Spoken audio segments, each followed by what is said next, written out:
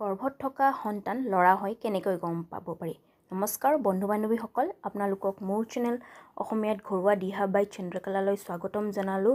আৰু বন্ধু বান্ধৱীসকল, আজি মই এই ভিডিঅ'টিত আপোনালোকক ক'ম গৰ্ভত থকা সন্তান ল'ৰা হয় বুলি কেনেকৈ গম পাব পাৰি তাৰে বিষয়ে।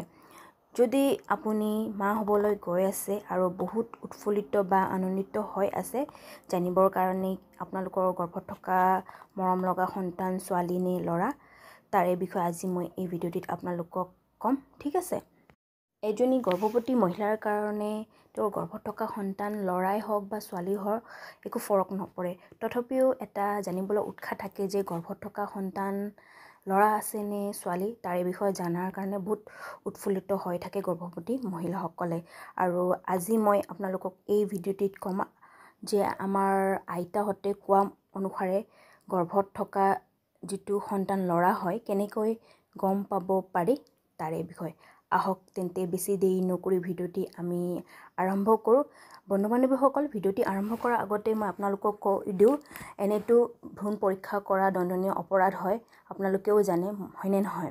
তথাপিও এজনী গৰ্ভৱতী মহিলা জনাৰ যিটো ইচ্ছা, সেই ইচ্ছা থাকে যে তেওঁৰ গৰ্ভত থকা সন্তান ল'ৰা হয় নে ছোৱালী হয়। আৰু এই যিটো আনুমানিক বা সংকেত যিটো আমাৰ আইতাহঁতে কৈছিল তাৰে অনুসাৰে, আহক তেন্তে আমি এতিয়া জানো গৰ্ভত থকা সন্তান ল'ৰা হয় কেনেকৈ গম পাব পাৰি।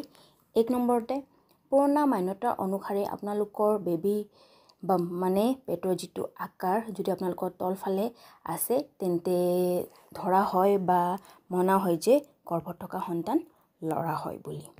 দ্বিতীয়তে, যদি আপোনালোকৰ প্ৰেগনেঞ্চিৰ সময়ছোৱাত আপোনালোকক বেছিকৈ নিমখীয়া বা জ্বলা-পোৰা খাবলৈ মন কৰে বা খায়, তেন্তেও যিটো গৰ্ভত থকা সন্তান ল'ৰা সন্তান হোৱাৰ সম্ভাৱনা বেছি থাকে।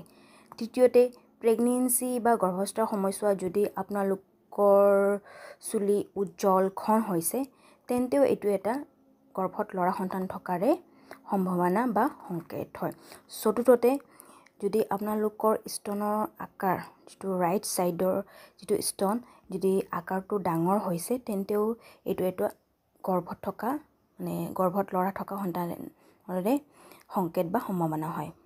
পঞ্চমতে, যদি আপোনালোকৰ গৰ্ভাৱস্থাৰ আৰম্ভণিৰ 3 মাহত যিটো মৰ্নিং ছিকনেছৰ সমস্যা যদি আপোনালোকৰ হোৱা নাই গৰ্ভৱতী মহিলাসকলৰ, তেন্তেও এইটো এটা গৰ্ভত ল'ৰা সন্তান থকাৰে সম্ভাৱনা হয়।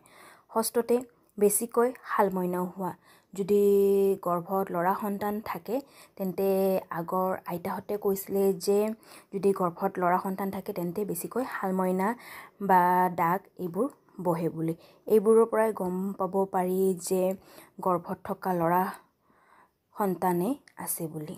আৰু এইবোৰ সকলো পুৰণা মান্যতা অনুসাৰে হয়, ইয়াত কিমান সাৰ্থকতা আছে ক'বলৈ সঠিক নহ'ব। ঠিক আছে, গতিকে এয়া আছিলে গৰ্ভত থকা সন্তান ল'ৰা হয় কেনেদৰে গম পাব পাৰি তাৰে বিষয়ে। যদি আপোনালোকক এই ভিডিঅ'টি ভাল লাগিছে তেন্তে এটা লাইক কৰিব, লগতে মোৰ ভিডিঅ'বোৰ শ্বেয়াৰ কৰিব, লগতে মোক কমেণ্ট কৰি জনাব কেনেকুৱা লাগিল মোৰ ভিডিঅ'টো, বা আগলৈ কিবা প্ৰেগনেঞ্চি ৰিলেটেড জানিব বিচাৰিছে মোক কমেণ্ট কৰি জনাব। ঠিক আছে, ধন্যবাদ।